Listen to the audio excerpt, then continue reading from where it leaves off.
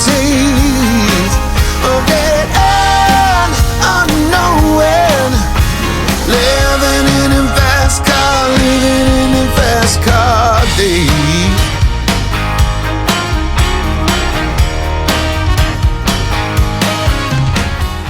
All right, welcome back to another edition of Checkers, Wreckers, and What the Heckers. My name is Chad Bearden. I'm a country music artist, content creator, and NASCAR super fan, joined as always by my illustrious and always entertaining guest co-hosts. Let me introduce them to you. All right, race fans, buckle up, hide your guest wristbands, because the man we're about to bring out doesn't walk through the garage. He glides through it like a hospitality hurricane with a Bluetooth headset and a mission from the gods of good vibes. He's not a staff member. He's a cultural institution. The man who once turned a sponsor meet and greet into a red carpet gala, accidentally started a conga line in the holler lot, and once organized a garage tour so smooth it had its own soundtrack.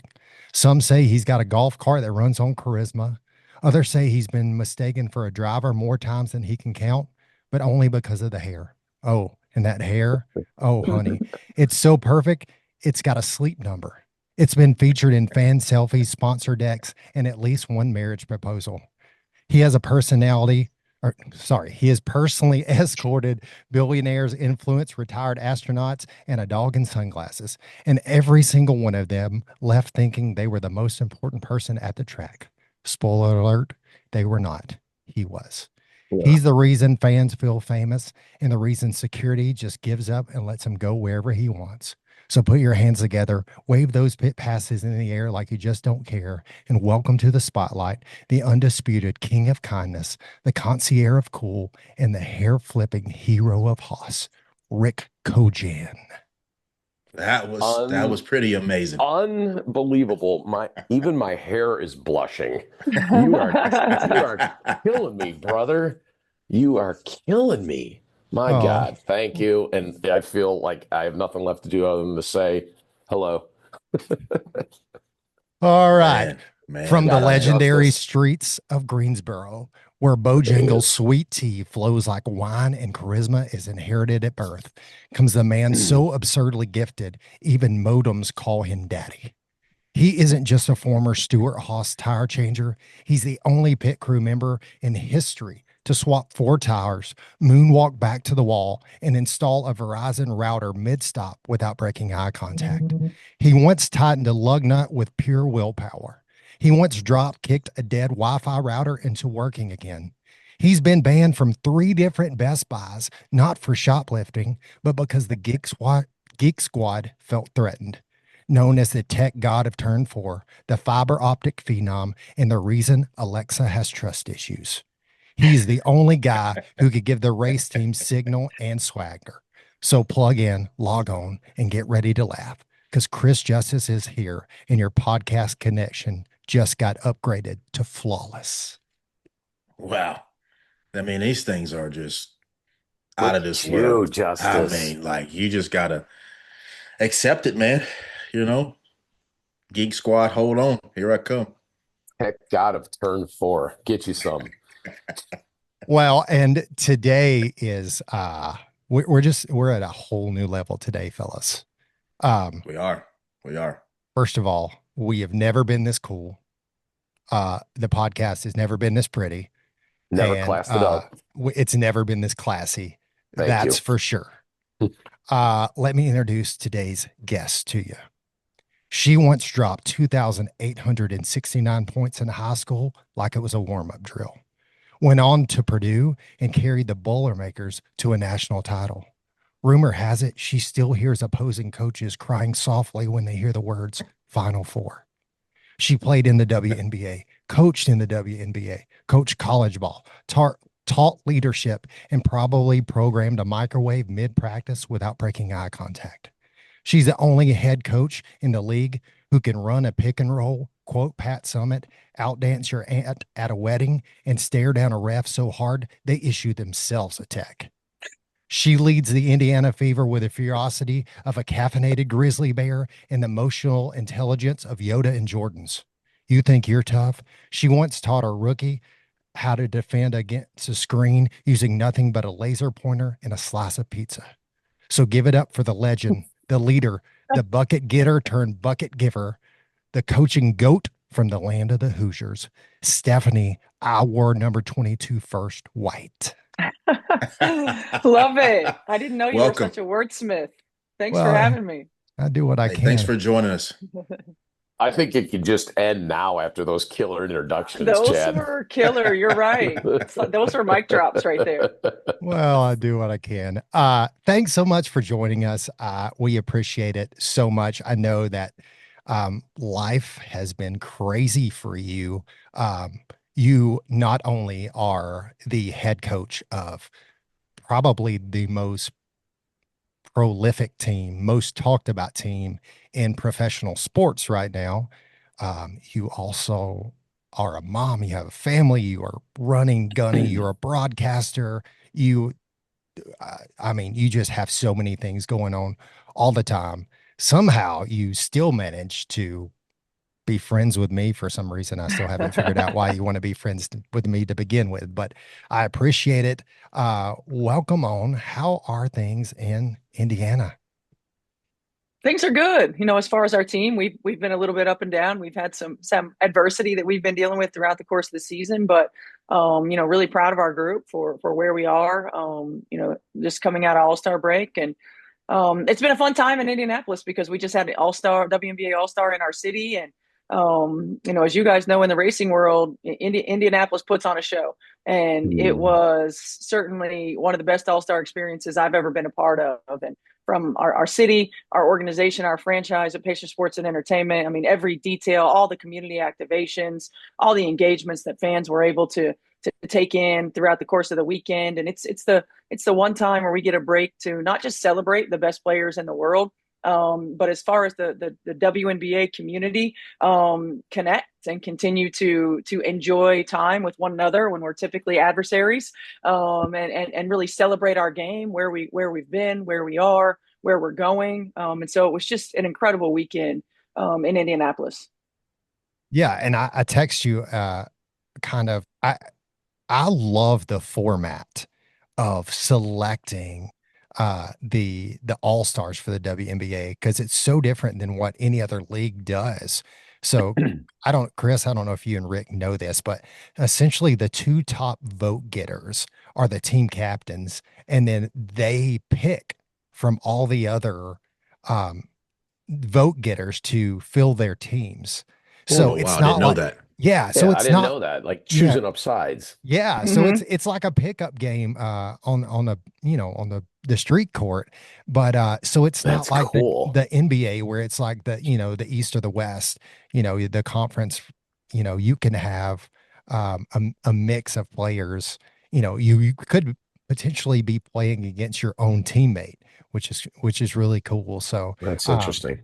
we we were in DC and I was watching them draft their players sitting in a restaurant. And I just thought it was so cool how the WNBA does that. And I love how the WNBA is innovating the game of basketball and professional sports altogether. There's so many different unique things that they are doing, and I just think that is so cool. And it's so cool to see women's sports and WNBA particular get such a huge stage, and you be a huge part of that.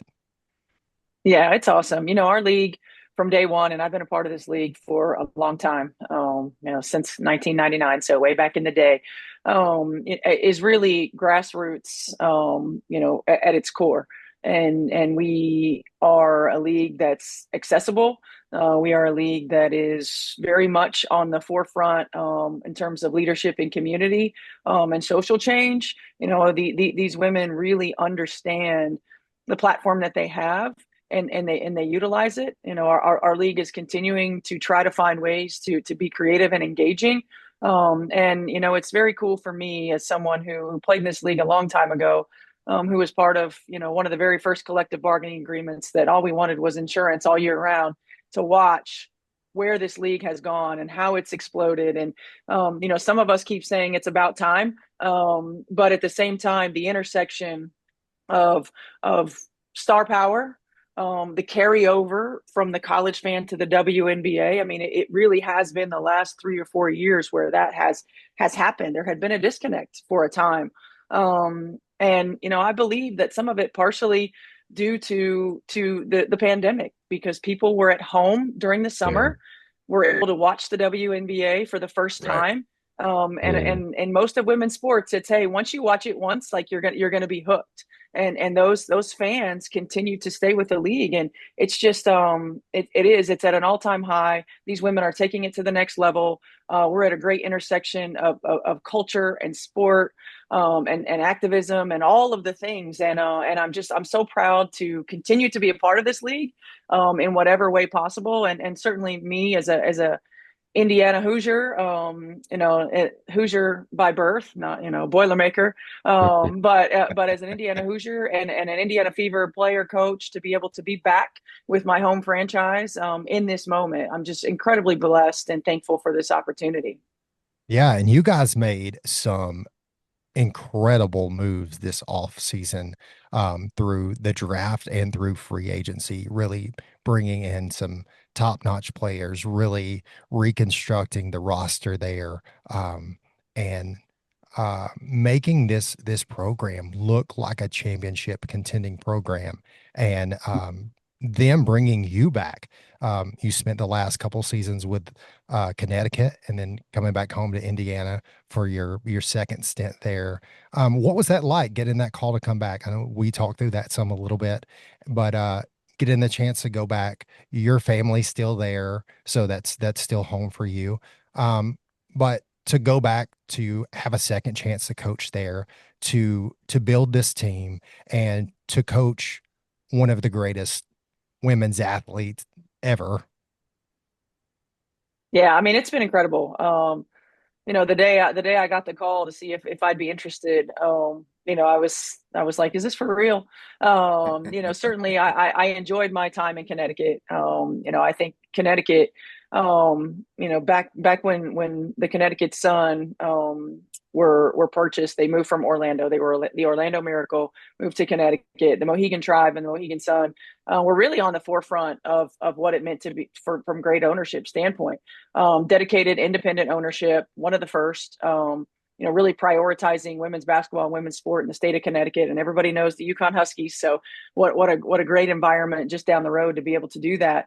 I loved my time in Connecticut and with that organization. But the opportunity to come home was certainly intriguing, and one that I couldn't pass up. My off-season home is Nashville, so my kids are in Nashville.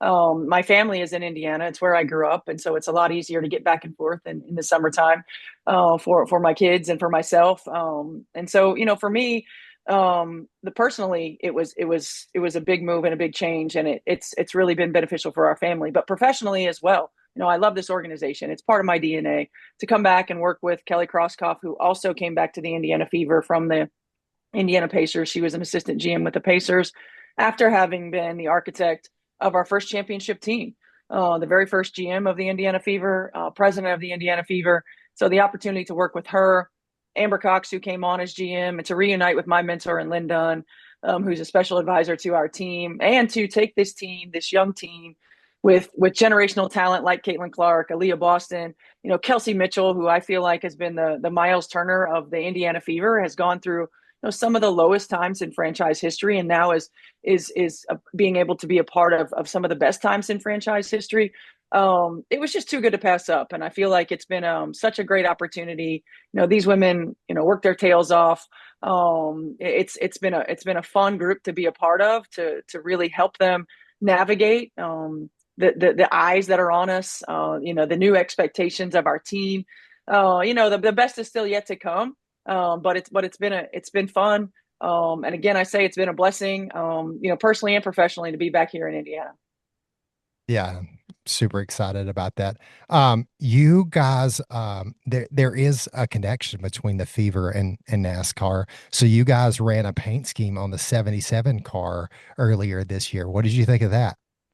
I thought it was great, and I love how we continue to cross sports.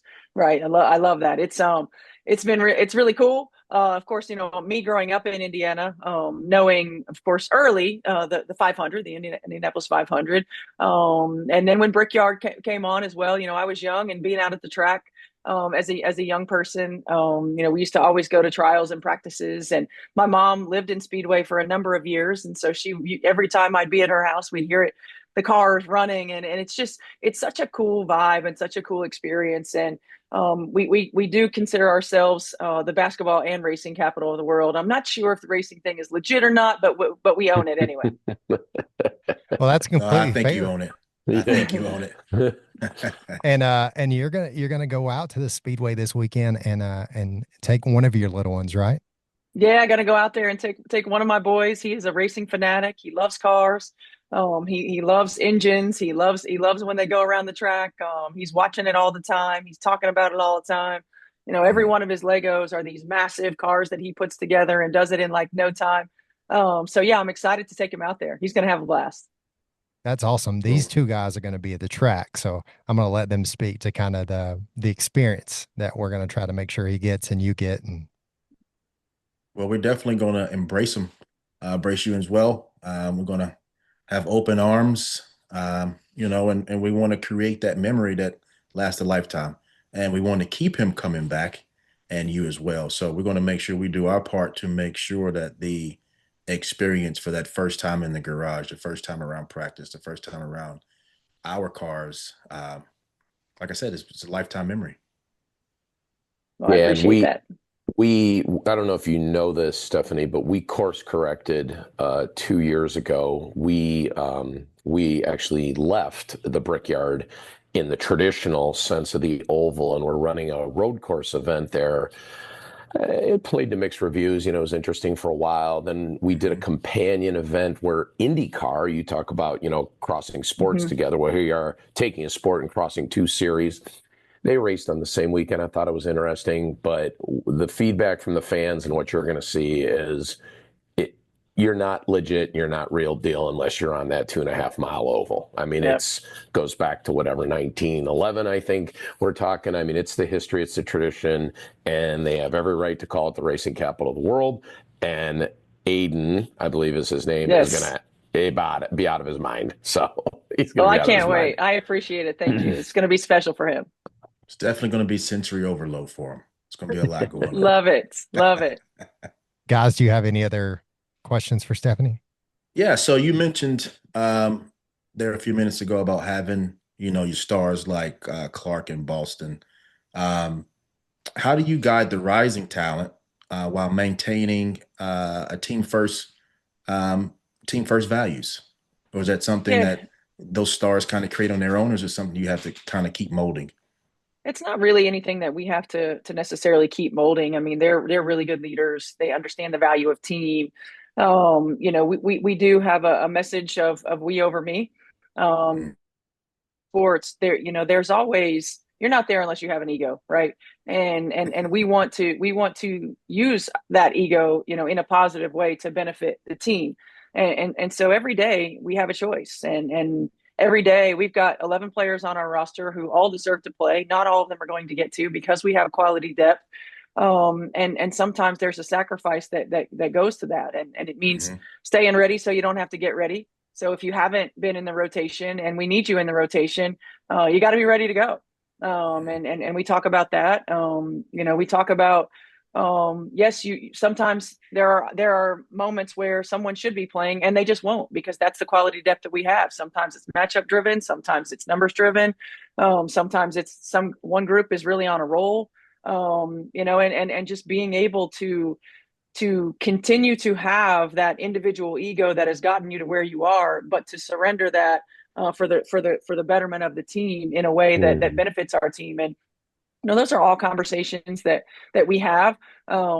Myself and three of my coaching staff all played in this organization, all played in the WNBA. So we really understand the ebbs and flows of season, careers, injuries, everything that these players are navigating. And so I feel like that gives them a great resource. It gives us credibility when we're talking about what these mean. We've all played different roles on teams and franchises. And we've all won at various levels and various places that we've been. So it's a lot of conversation. It's a lot of humility. It's a lot of, putting it into practice and challenging. And, now more than ever with young people and wanting explanations and wanting whys, I feel like the one-on-one time and conversation is just as important as the on the court time and the execution. Right. So that plays a big part into a follow-up question and talk about the culture. As a previous player, when you were with the Fever versus now, how are some things with the culture has shifted or, that you notice as a player versus as a coach? Yeah, this is, I was a player for the Indiana Fever back when it was an expansion franchise. Mm, So we weren't getting a lot of wins. And, we had a lot of players that came from different places. We were an expansion draft. And it was just starting to be built from the ground up. So in year two, we got this player named Tamika Catchings, who many of you may have heard of, coming from Tennessee, who really is the cornerstone of the franchise. Always mm, has been, always will be. Her number hangs in the rafters. And starting from Catch's draft, building around her as a franchise player and understanding what that meant. And it took us a long time. I mean, our franchise was developed in 2000. We won our first championship in 2012. We've been to multiple WNBA finals. But understanding that there's no shortcuts to success.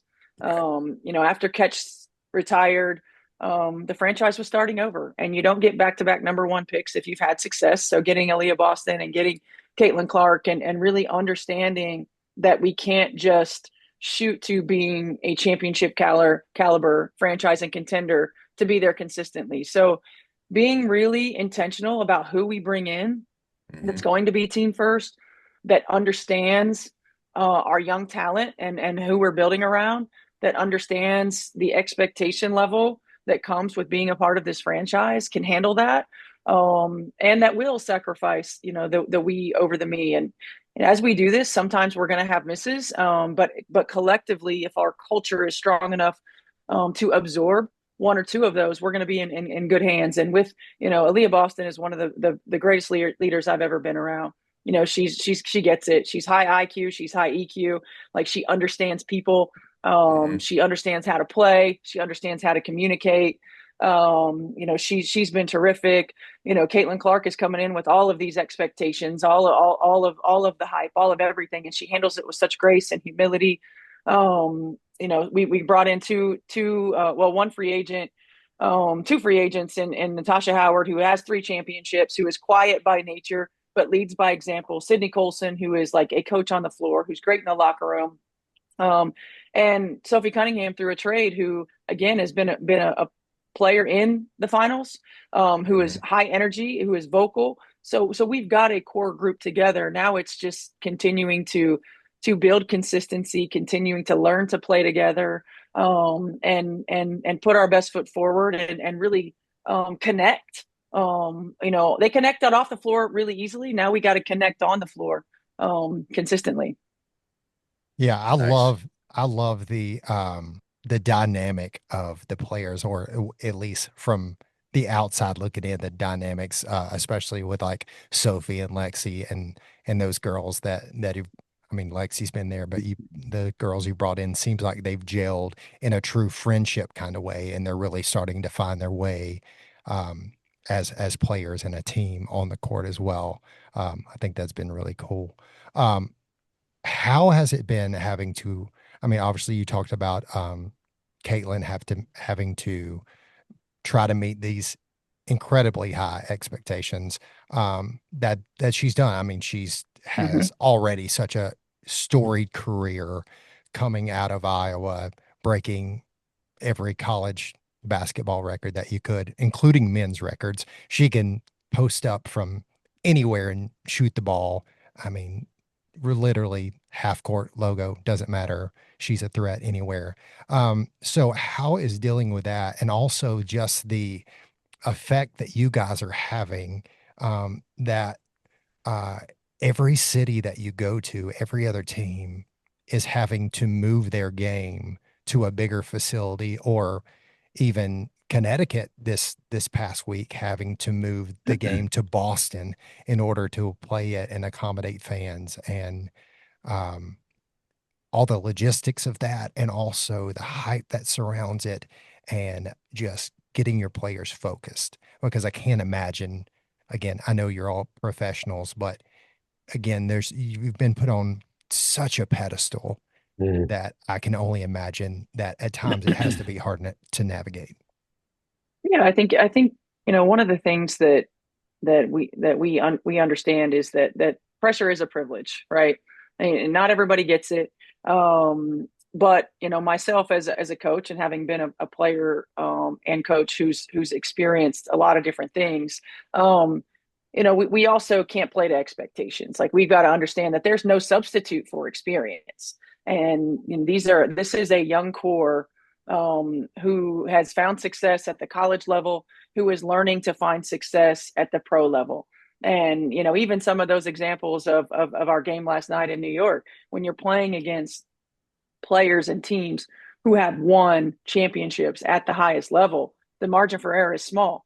And so when you have like a 5-minute, gap where a team goes on, I think it was a 19-3 run, like, you can't afford to do that against the championship level teams. And that's something that we're learning, early in the season. There, some end of game tight situations, clutch moments that you don't know, and you can't feel, and you can't really reproduce in practice. You can't simulate that in practice, that you have to go through to learn how to win. And we've won some big ones, this year, and we've lost some that we shouldn't. And I think that's just the inconsistency of learning how to win in this environment. There are one or two plays that change the game. There are one or two plays that change the series. I mean, we saw that with the Pacers this year in Game 4 against OKC in the finals. That moment where they're ahead, and in the third quarter or fourth quarter, OKC goes on the run. It changed the whole momentum of the series. And so you just you can't simulate that. You can't prepare for that. You just have to grow through that. And I think our team is learning how to do that. We've dealt with inconsistencies of injuries and in and out of the lineup to core rotation players all season long, and of course now it's Caitlin. But this group is strong. They're resilient. They work. They want to compete at the highest level. They want to win championships, and all of these experiences are going to help us down the road. Yeah. Well, thank you so much. I don't want to keep you too long. You've been so generous with your time. I appreciate you coming on. I appreciate your friendship. I do want to ask you real quick before we let you go, if somebody's coming to Indianapolis for the first time, besides a Fever game, which they should definitely get to, and I plan to get to before the end of the year. What else, if you had one spot that they need to hit up, what's one spot they should hit up in Indianapolis, obviously besides the race? If you've got children, you've got to go to the Children's Museum. We have one of the best children's museums, no doubt about it. If you're a foodie, you got to go to one of my favorite spots called Milktooth. It's eclectic. It's off the beaten path, but one of my all-time favorites. Milktooth. Yes. I'm writing that down. Yes, sir. Write it down. Yes, sir. I know where these guys are going menu, to dinner, but it's so good. They may be an Uber route away, Rick. Yeah. You Well, know Milktooth how is you brunch. and I are. So yes, Milktooth is brunch. All right. I know where these guys are headed. Stephanie, thank you so much. I appreciate you coming on. I appreciate your time. I appreciate your friendship, that I still don't know why you spend the time being friends with me that you do, but you are, and I appreciate it. And thanks so much for coming on the podcast.